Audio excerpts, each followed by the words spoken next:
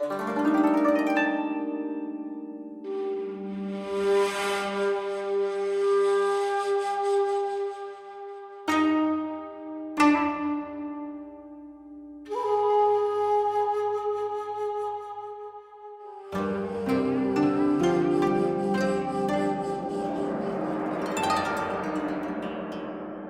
to the land of the rising sun, everyone!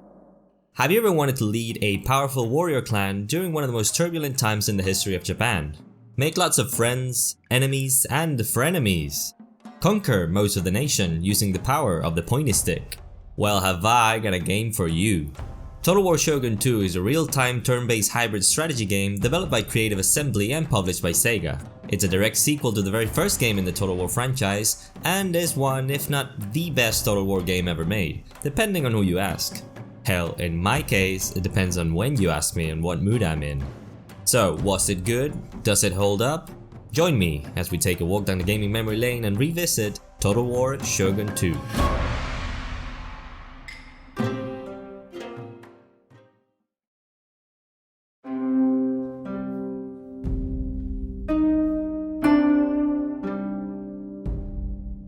Let's begin, as we usually do, by talking about the story, and how there isn't really any. Being a historical strategy game, there isn't really a conventional narrative to follow. What we can do, however, is talk about the historical context in which the game takes place. The main campaign of Shogun 2 takes place during the Sengoku Jidai, the Warring States period, a time in the history of Japan in which people really didn't get along.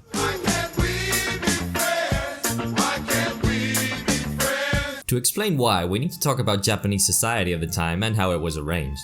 Allow me to preface this by saying I'm writing this mostly off the top of my head because research is for suckers.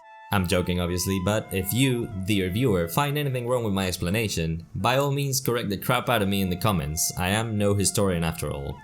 During this time, the most prevalent figures in the Japanese government were the Emperor and the Shogun. The Emperor ruled Japan while the Shogun actually ruled Japan. In a tale as old as time when discussing the history of mankind, the text might say you're the direct descendant of the sun goddess, but if there's a guy who has the loyalty of most of the soldiers, you're not really the nation's ruler. Beneath the emperor and the shogun were the daimyos, feudal lords and heads of the many powerful clans that ruled the individual territories of the nation. The whole thing kinda started when the current shogun had no babies, so he told his brother to stop pursuing a life of religious dedication as a monk and come be the ruler when he died.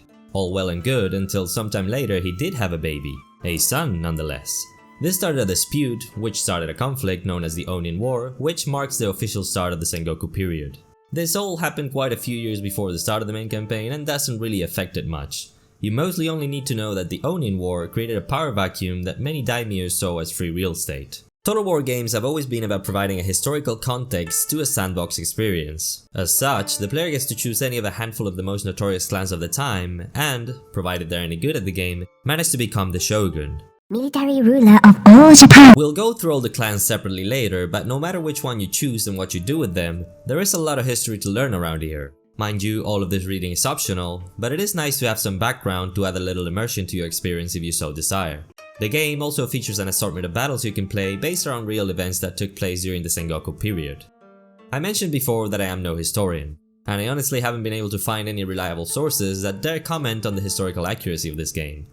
If I had to take a guess, however, I would say that despite things like my armies being represented by Godzilla-sized figures, and having a man yell at me in heavily accented English during a battle, "My lord, a glorious victory will soon be yours!"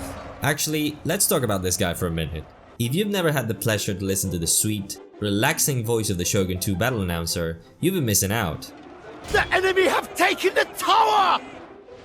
Our general is in grave danger, my lord! Our men are running from the battlefield! Shameful display! He is so pumped. Honestly happier to be there than you are playing the game. His shameful display line became so iconic, it's been in every game since in one form or another. Our men flee the field of battle! This is a shameful display. Bottom line is, when I play this game, I really do feel like I'm the head of one of these mighty clans, leading my family and subjects into a bright and violent future, thanks in no small part to the amazing presentation. What can I say about the looks of this game other than how good they are? This is probably one of the better aging games I've ever played. Came out more than 10 years ago and still looks as good as it did that day. Total War games are divided into two very distinct parts, the turn-based campaign map and the real-time battles.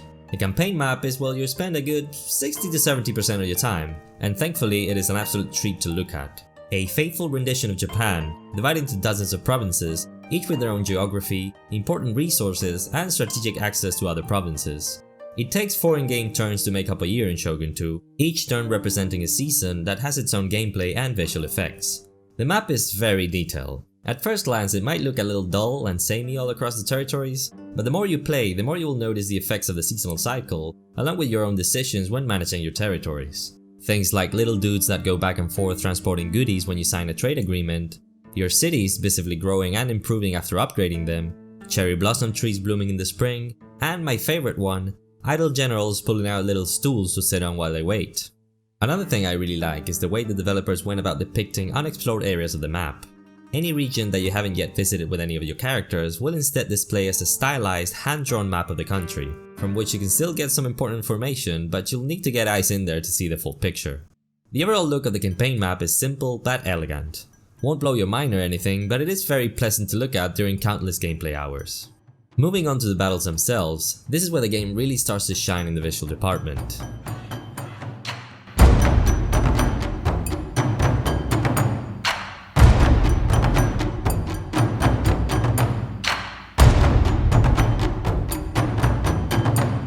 Battles can get truly massive in these games, from small skirmishes of a couple hundred men up to several armies of thousands. Large armies and battles require large areas to fight in, and the maps of Shogun 2 have that more than covered. There's dozens of gorgeous battle arenas in the game, each with their own layout and geography. What's more is that many of their features are based around where the battle takes place on the campaign map, which is very cool. 2 armies meet in a forest, there's gonna be lots of trees. See a bridge? You can use it to create a choke point against the enemy. Environments look great and have a very natural feel to them. As you can probably guess, the time of the year affects how the battle map will look, and also adds gameplay effects like fog, snow, or rain. Also worth mentioning is the animation quality. Shogun 2 has what is known in Total War as matched combat. Instead of the traditional combat model typical of many RTS games, where 2 units perform attacking animations on each other and their stats decide the outcome, Shogun 2 has these cool looking animations that go with every engagement. Zooming in on the fighting will reveal intricately detailed 1v1 duels between the models. This is, in my opinion, the best combat has looked in a Total War game. Not only because of the matched combat, a feature that newer games in the franchise have abandoned, but also for the style of fighting established in the setting. The lack of shields makes every animation in the duels look very delicate and deliberate, almost like a dance-off. A dance-off with beheadings involved. I think the best way to describe the visuals of Shogun 2 is that they have style. Belonging to a time when video games couldn't just look like real life like they do now, if you wanted to stand out in the graphical department, you did this. Shogun 2 doesn't look realistic, but it looks authentic in a stylized way, which makes it very visually memorable. Wrapping up the presentation side of things, you know me, I love me a good soundtrack. The music composed by Jeff Van Dyke is so good. Composed mainly using traditional Japanese instruments and inspired by music from the time, the soundtrack fits the ambience and setting like a glove, especially the taiko drumming, for which they collaborated with a group of professional drummers from Australia. The bits you've been listening so far in the video are just the tip of the iceberg. When the fighting starts and the taikos go nuts, it is enough to make you want to turn the tides of battle.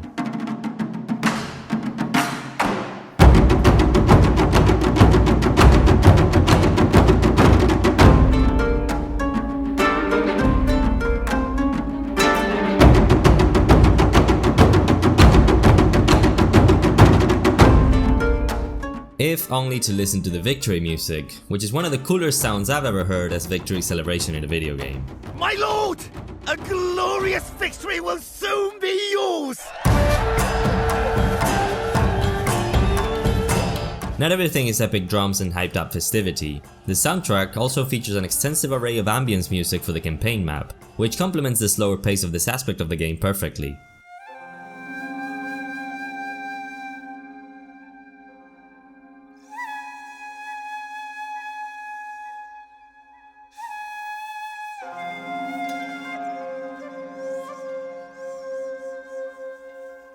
Thanks to the stylish visuals and soothing soundtrack, contrary to what you might think when you hear Total War, the campaign side of Shogun 2 can be a very relaxing experience. I mentioned in a previous video that sometimes I just love me a good podcast or audiobook game, and this one is perfect for that. At least once you play a few campaigns and familiarize yourself with the mechanics and the gameplay. Like I mentioned before, the Total War franchise offers a hybrid gameplay experience with its turn-based grand strategy campaign and the large-scale real-time battles. Like every good gameplay system that has two distinct sides to it, they both affect each other in very meaningful ways. Let's break them down separately.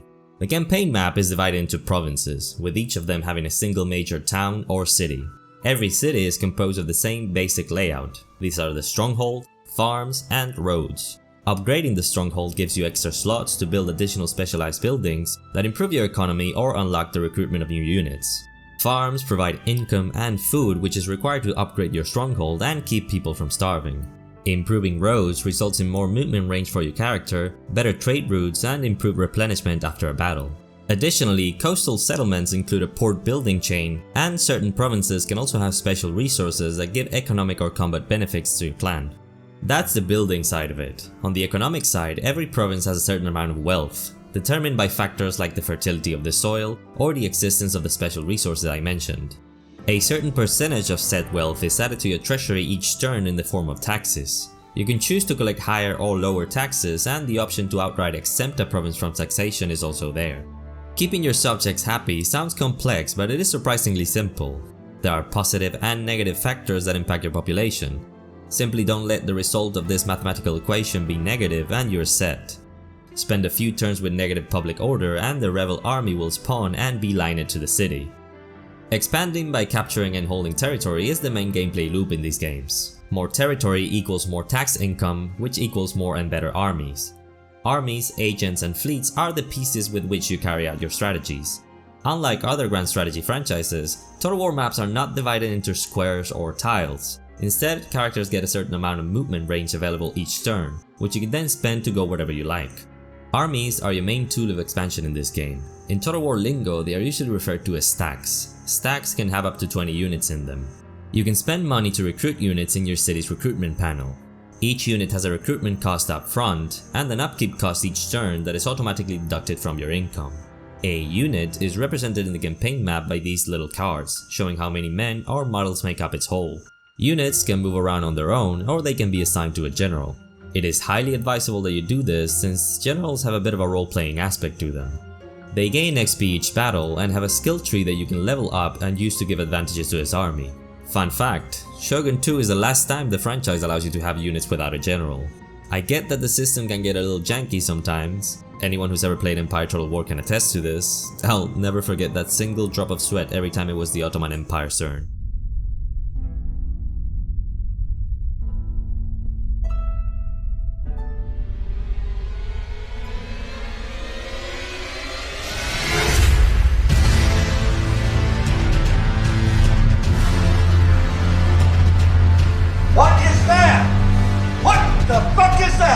However, complete removal of the feature strikes me as a bit harsh. Armies can attack any enemy army or stronghold that is within their movement range. You can hit the auto assault button, which will instantly play out the battle, with the outcome being decided by this bar here known as the balance of power, calculated by the game based on troop numbers, experience, and quality.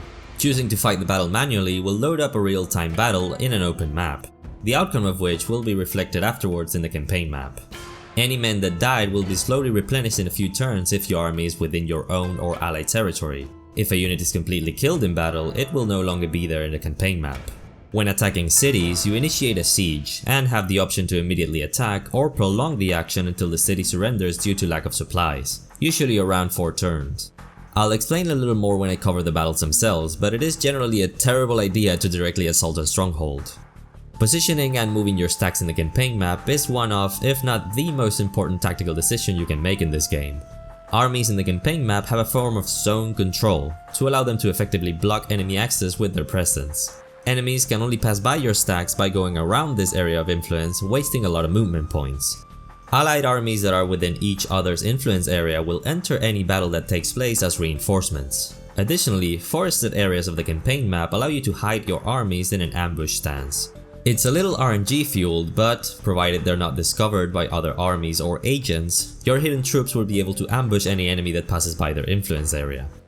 This is where the design of the campaign map truly shines, as the geography of every province has immediate and tangible effects on your strategy. Some provinces are easier to defend than others, and some are worth defending more than others. Sometimes the best course of action is to not take a province at all, as it might mean unwanted headaches later. Speaking of headaches, despite me loving this game to death, agents are one of the few reasons that it's very much not perfect. Agents are an astronomical pain in the butt cheeks. They have several passive and active uses in the campaign map and can interact with every other agent, army, or city. There's 3 types of agent in Shogun 2. 4 if you count the geisha, and you shouldn't cause they suck and also technically didn't exist yet.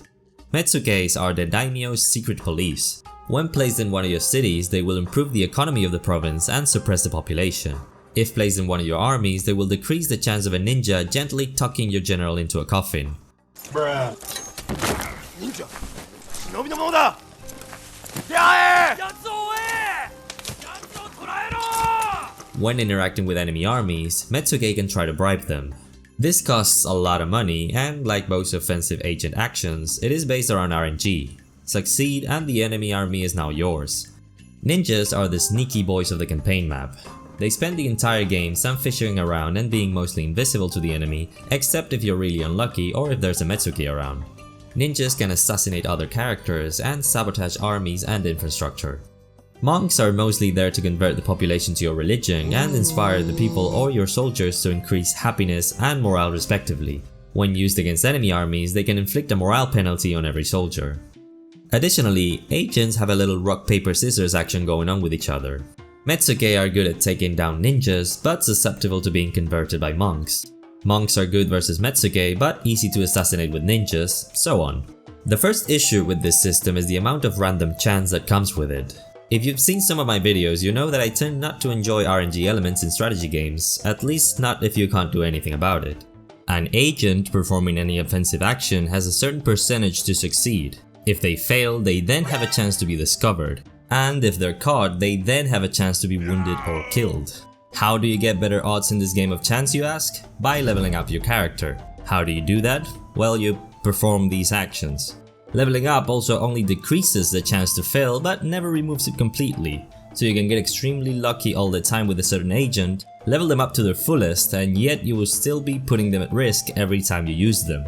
But wait! Agents can also have those passive effects I mentioned on your armies and cities, and they still level up their skills while performing these tasks, even though they do so at a slower pace. That's good, right? Well, let's talk about the other issue with agents, their usage by the AI. The AI is way too overzealous when it comes to the way they handle agents in the campaign map, only ever using them on the offensive. You have agents, the AI has agent seeking missiles. Holy shit, we're being painted! What?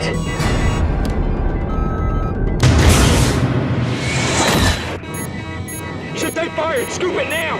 Copy! Pull up! Get the nose moving! They don't even need to be directly at war with you to do this. They can just be neutral and not enjoy the fact that you have agents. Is there a silver lining to this? Yes, sometimes your characters can be wounded or imprisoned instead of killed. When this happens, they will be released after a few turns. Released, that is, in your capital. What's that, you say? Did your front line move more than 300 miles from your capital? That'll be the toughest of titties. Let that agent walk for a year or two, only to finally get to where the action is and get shanked again. The way the AI goes about using this feature, combined with how risky it is to use it yourself, make it a pretty frustrating ordeal. In my own experience, agents are better used to recon the map and improve your economy and public order, nothing more. They do have a silver lining though. The animation that monks have when they try to convert a character and they fail, they just lower their heads in disappointment. I don't know, I find it pretty funny. While we're still in the topic of the not so great parts of this otherwise great game, let's look at Total War with wards. Diplomacy has been a feature of strategy games since their inception. Both in real life and here, war is not just about soldiers maneuvering around the war zone, but also about finding common ground and forging alliances. Shogun 2 has quite a few diplomatic options. Once you discover another clan, you can sit around for some tea and have a chat. AI clans can trade with you, allow for the passage of armies, become your allies, demand trade embargoes, etc. This is all governed by a relationship meter between your clan and the one you're dealing with. There's quite a few elements that influence this, and just like public order, there are negative and positive factors. The system is, in theory, very robust and can make for interesting strategies outside the battlefield. In practice, however, it has a couple of design decisions that make it a lot less engaging. Firstly, relations are, for some reason, programmed to fall out with time. I don't understand the reason for this, perhaps to portray the instability of diplomatic relations during the Sengoku period, but the end result is that you can't really trust anyone. Secondly, and somewhat worse, diplomacy is bilateral, but its consequences are not. Let me give you an example. Signing treaties with another faction and then breaking them soon ends up harming your relations. However, it doesn't matter who broke the treaty or why, the result is the same. I can't tell you the amount of times I've signed a trade deal or an alliance with another clan, only to have them back out of it a few turns later and then get pissy at me because my diplomacy. These things will honestly make diplomacy drive you nuts.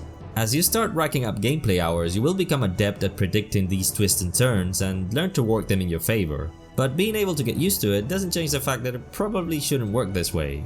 Diplomacy is a thing that even to this day the franchise doesn't seem to be able to get 100% right. They say that the best it's ever been has been Three Kingdoms, but I haven't played that yet so I can't compare. You could argue that the game isn't called Total Let's Talk About It Shogun 2, but if the feature is there it should make a little sense at least. Also, not gonna spoil the campaign progression, but diplomacy doesn't matter much near the end anyway. We are victims of conspiracy. I am called an enemy of the state. We must have vigilance. We must prepare for war. Anyway, enough talking. Let's fight.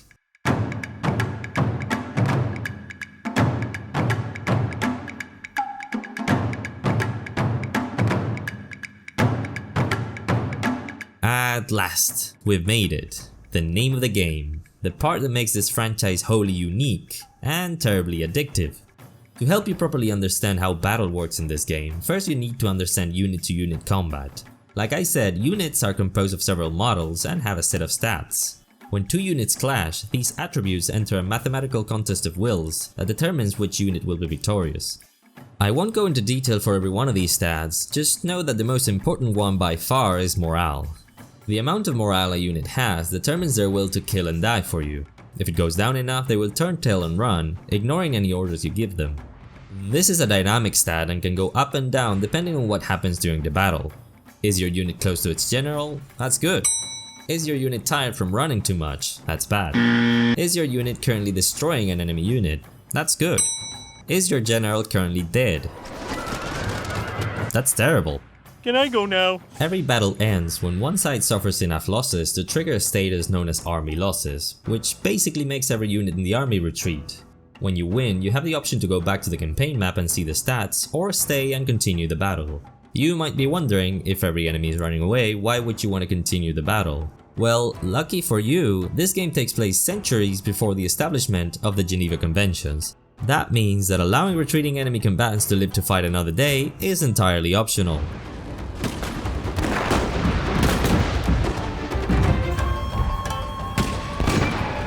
You might think this is somewhat cruel, and you would be right, but your honor, in my client's defense, if retreating enemies didn't want to get run down by cavalry or shot full of arrows, then maybe they shouldn't be filled with sweet, delicious experience points for my general to level up.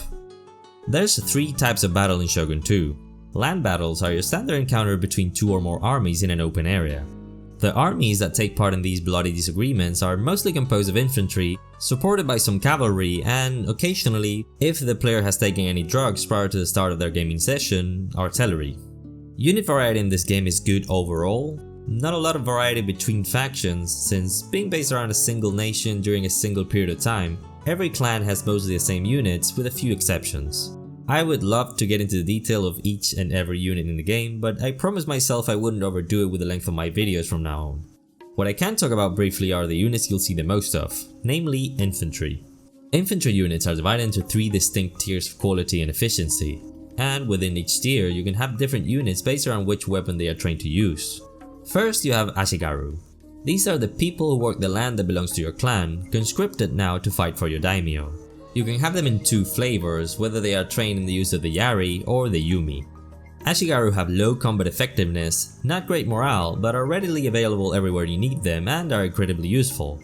Bow Ashigaru, for example, are not the best marksmen. However, 160 arrows loosed by untrained peasants are still 160 arrows flying towards your enemies.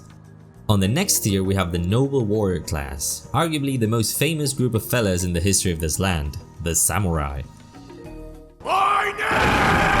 They can be armed with the same weapons as the Ashigaru, and additionally they are allowed to carry katanas, nodachis and naginatas. Katana Samurai are the dedicated anti-infantry unit of the game. They will very reliably kill most things that stand in their way. Nodachi Samurai believed regular katanas didn't quite cut it, get it? So they got the XL version. They are essentially cavalry on foot. Get a Bansai charge off and the enemy will not only know perfectly well what hit them, they will run the hell from it. Naginata Samurai couldn't quite decide if they wanted to train with the sword or the spear, so how about a sword on a stick? Much better. These guys hold the line better than most units in the game and have the most armor, meaning they tank arrows all day, every day. Going up one tier we have Warrior Monks, divided into Naginata Warrior Monks and Bow Warrior Monks. Naginata Warrior Monks are even more efficient killers than Samurai, but lack armor and numbers and thus are susceptible to range units. Bow Warrior Monks are my favorite unit in the game. If Bow Ashigaru are peasants who can just about use a bow, and Bow Samurai are well-trained marksmen, Bow Warrior Monks are basically machine guns.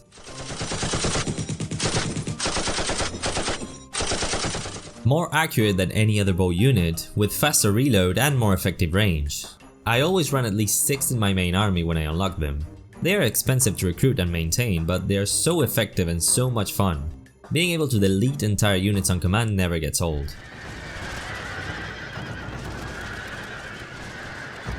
Before there were Sisters of Avalon, there were Bow Warrior Monks. As a side note, possible controversial opinion coming up, Shogun 2 is the last time arrows look good in a Total War game. Yes, they are a little hard to spot, but guess what, so are real arrows. I mean, look at this, what are those things? There's a reason why one of Warhammer 2's most downloaded mods is improved arrow trails, which goes a long way into making them look good. My congratulations to Boo. They still look better here though. Everything from their flying animation, to the sound effect when they hit, to the death animation of their victims, just fantastic all around, very satisfying to use.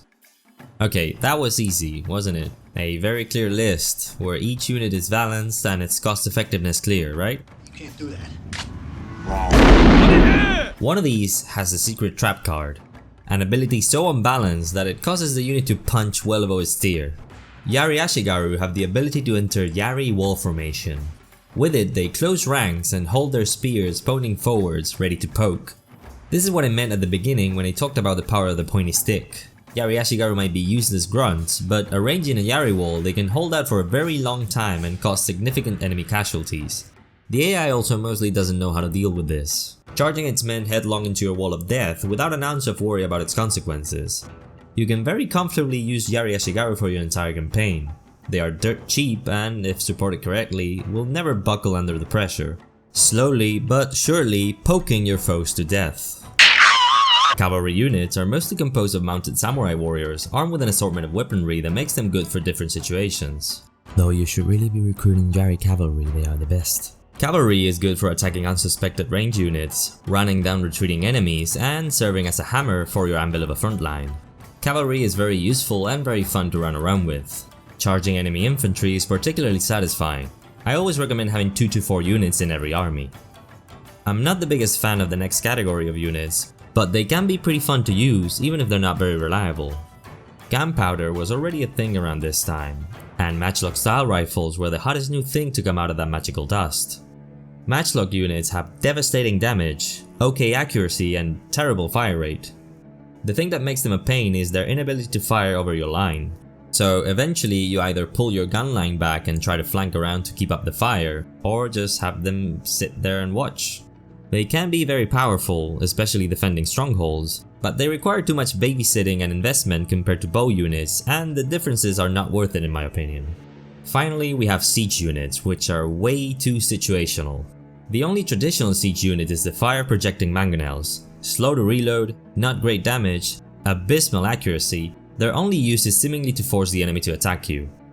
Then you have European cannons, only available to Christian clans, with higher damage than the mangonels but about the same drawbacks. with the extra hindrance that, just like infantry gunpowder units, they do not fire in an arc and thus need unobstructed line of sight to their targets. By far the biggest issue with these two units is that somehow no one thought of adding a couple of wheels to them, and maybe some horses to pull from them. Once you deploy your artillery, then that's it. That's where they remain for the rest of the battle. The only siege unit in the game that's at least a bit useful are the fire rockets, and mostly because they are so fun to use.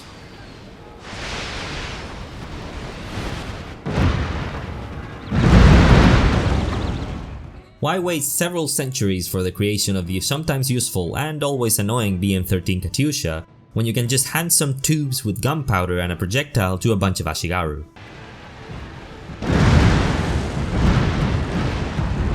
My lord, their general has fallen! A cutting blow! Yeah, I think we got him. So, siege units are not too great in battles, but surely they will be good when you're, besieging a castle, right? Well, let's see about that. Sieges in this game are pretty cool, if you are defending. Besieging the strongholds of Shogun 2 is quite different from previous and latter games in the franchise, due to the nature of the building itself. Unlike the classic understanding of a siege that a lot of us might have from media depictions, these do not have an outer wall that you defend, but rather the stronghold itself is a plateau. That means that the obstacle for the attacking army isn't only a bunch of stone arranged vertically, but also the thousands of tons of dirt behind it. You won't be breaking through to the inside, your only two options are setting fire to the main gate or climbing. In the gate option, the fire takes a minute to get the job done, and it's pretty hard fitting your entire army through. With climbing, well, you'll be doing that while getting shot full of arrows, or maybe even something worse. Some of your men will always clumsily fall to their deaths, and those who make it through all that still have enemies waiting at the top, ready to chop.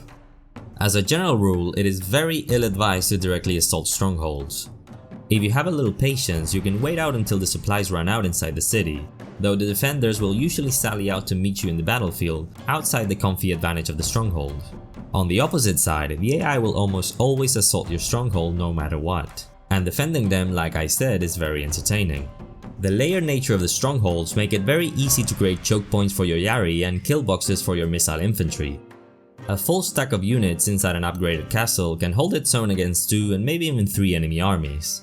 Now you can see why I don't recommend you use siege units in your armies. The kind of battle they reliably perform their best in is one you should try to avoid. Not to mention that siege units will damage a castle pretty badly, damage that's coming out of your pocket when the stronghold changes hands. You do you. If you enjoy the idea of watching cool explosions, go for it. Also, siege units massively decrease an army's movement range on the campaign map. Just terrible, really. My only real gripe with the siege battles is them feeling a little dull visually. In the campaign map, you can clearly see that your little cities are more than just a stronghold. Yet in battle, only the castle can be seen. I would love to have not just the castle, but little houses surrounding it that the enemy had to navigate through. However, I might just be desiring this because the very next Total War, Rome 2, has some very impressive cities to fight in. Siege battles are alright. They can be very fun to defend, and if you don't mind suffering more casualties than necessary, they can be very spectacular to attack as well. Then you have naval battles. They suck. Moving on. Okay, fine, that was not very professional. Then you have naval battles. I don't like them. Just because I don't enjoy them doesn't mean I can't at least explain why. It's really a matter of personal preference. Nothing terribly wrong with them functionally. It's just that I have never, ever in more than 20 years of looking at a screen and clicking on things, have I enjoyed naval combat. Except literally in one occasion, which technically doesn't count because there's no water anywhere.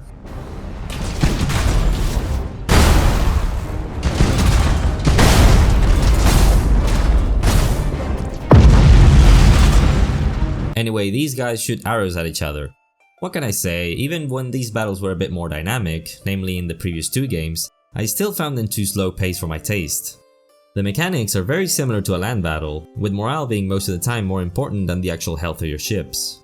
Ships have a crew that's divided into people that can shoot at other ships and people that can board them and kill the crew. There are several types of ship, each specialized in a certain aspect of naval combat. My main gripe with these, aside from the snail's pace, is also that they feel very claustrophobic. You have this huge map with a bunch of water and sometimes some islands, yet all your little dudes are trapped inside these wooden boxes. The tiny space they have to move around in also worsens any pathing issues the game's AI might have. There is, however, a very good reason to take an active role in naval operations. Trade nodes can be found in the campaign map, mostly around the west coast of the Japanese archipelago. Controlling these nets you a hefty sum of money each turn, and every other clan is just as aware of this as you are. My favorite thing to do regarding naval combat is actually to embrace Jesus. Christian clans have access to Portuguese galleons, known in the game as Naval trade ships. As far as power scaling goes, every other clan might as well be using space shuttles to fight the USS Enterprise. This gives them a massive advantage in the balance of power, meaning you can absolutely dominate the seas without really having to manually fight a single battle. I don't know, like all things in this game, they look very cool and play very nice, so if you're a more patient person than me and like naval combat, you'll definitely enjoy these. Before going on to each faction, I wanted to briefly talk about DLC, cause this game has some. There are 8 playable clans in the base game and 3 that can be obtained by DLC. The DLC clans are pretty cool, 2 of them are actually among my favorite campaigns in the game. Then you have a couple of unit packs, of which one of them is decent, a battle pack, a proper DLC expansion, a standalone expansion, and the infamous Blood Pack. For the uninitiated in Total War, the Blood Pack DLC is a controversy that's been plaguing the franchise since this game. Basically, the game releases with no blood or gore and you have to pay for it to be in the game. The excuse has apparently been to keep the rating of the game low. If you wanna know why that is total bullshit, play Total War Warhammer 3 for any length of time. So yeah, I personally don't buy that excuse. What I do buy is the Blood Pack, every single time. Because as shitty as the practice is, playing these games with no blood effects is a very lackluster experience. I actually thought it wouldn't be so bad, but playing Warhammer 3 this year has reminded me of it. Shogun 2 is particularly dull without the blood effects. As part of the stylized visual effects they went with during fights are some really cool and somewhat exaggerated blood and gore, reminiscent of anime and samurai movies. It even splashes the screen if you get too close, it's great. So yeah, the game has some good DLC and some mediocre DLC. My advice would be to get the complete collection when it's on sale, as you do end up saving money and even the not so great DLCs are still content that you might enjoy even if I didn't. I'm gonna try to go over each of the 11 clans quickly, cause the gameplay doesn't change dramatically between them and it's more of a question of different flavors of the same food rather than entirely different meals. They each have unique starting positions in the archipelago and different bonuses that allow them to specialize in a particular unit. Shimazu are masters of the katana. They can get a cheaper and better version of one of the best units in the game with easily accessible unit upgrades. Their generals also have increased loyalty, which is a system I haven't talked about yet because in over 400 hours of play I've never had a general's loyalty be relevant in any way. Their unique unit, for some reason, are a bunch of samurai using matchlock rifles, which makes very little sense. They are very fun to use however, since they knock their enemies down when they shoot them. Shimazu also have objectively the ugliest color scheme.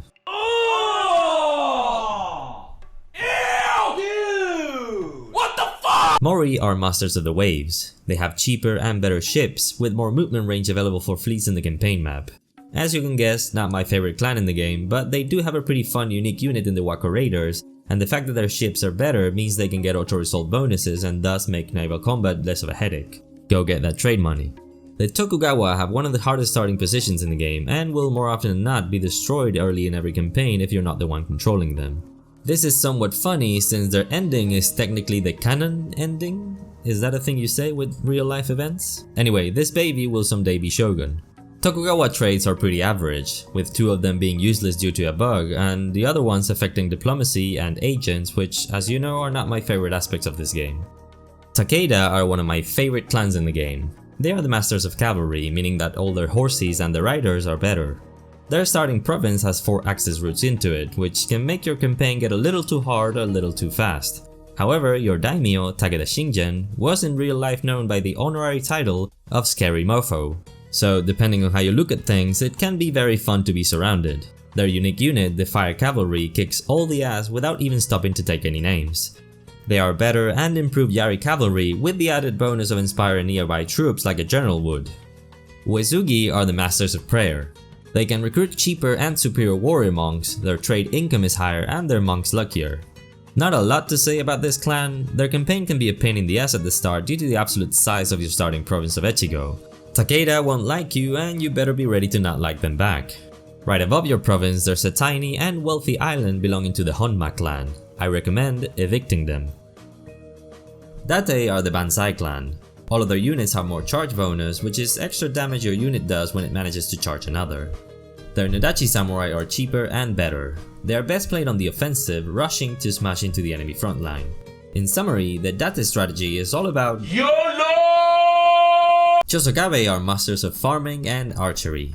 They get increased income from farming, and most importantly, all of their bow-wielding infantry are superior and cheaper. You know what this means, right? Even better Bow Warrior Monks. They are the only clan starting on the island of Shikoku, which makes for a pretty relaxed campaign, at least at the start. Hojo are master builders. They get cheaper upgrades for their strongholds and, somewhat ironically, better and cheaper siege units. We've discussed before that siege units mostly suck, so the Hojo don't have a lot going for them. They do have a unique unit called the hand mortars, but their terrible accuracy and damage make them always a bad idea. One thing that is cool about them is that they are the only non-DLC clan that starts with 2 provinces, one of which has a gold mine. Oda are the masters of peasants. They get better and cheaper Ashigaru units than every other clan. As you already know, this is incredibly useful. Their unique unit is also nothing short of amazing. In a technological warfare creation that would not be surpassed until 4 centuries later by Mikhail Kalashnikov, at some point, someone in the Oda clan saw the incredibly competent Yari Ashigaru and thought, what if the sticks were longer? Oda long Yari Ashigaru are literally what it says on the box. Longer stick means longer poke. If all this wasn't great, Oda also have, objectively, the cooler color scheme. Yeah, you know what it is. Now we only have the 3 DLC clans left. Hattori are the masters of darkness. Most of their infantry units get what is known as Kisho training, which allows them to deploy in neutral zones of the battlefield, closer to the enemy. This comes at a price though. Hattori units are more expensive to maintain. Their unique unit is not very good, and one of their bonuses is made redundant due to a bug just like with the Tokugawa.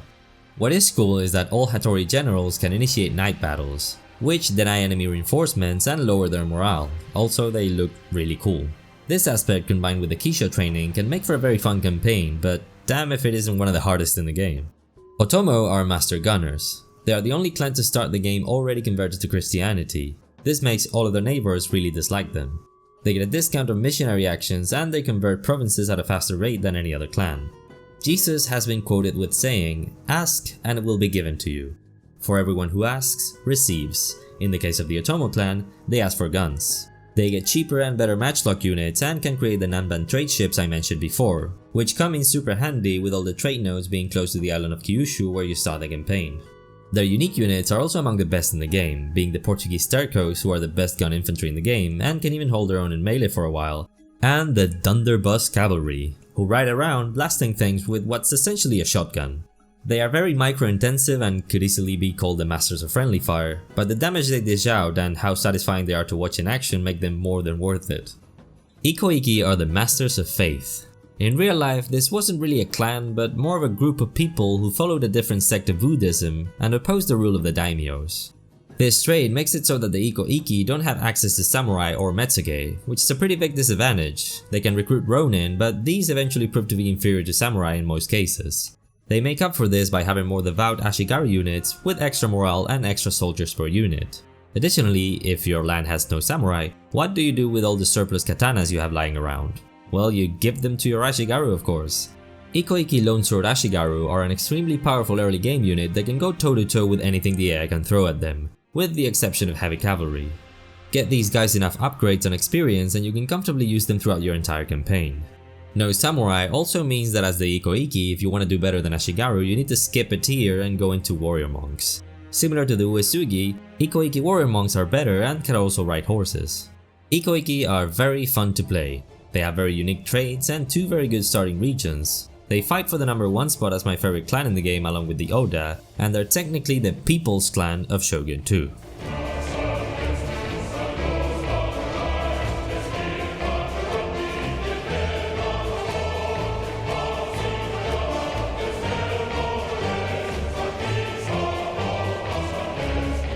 That's mostly about it, I think.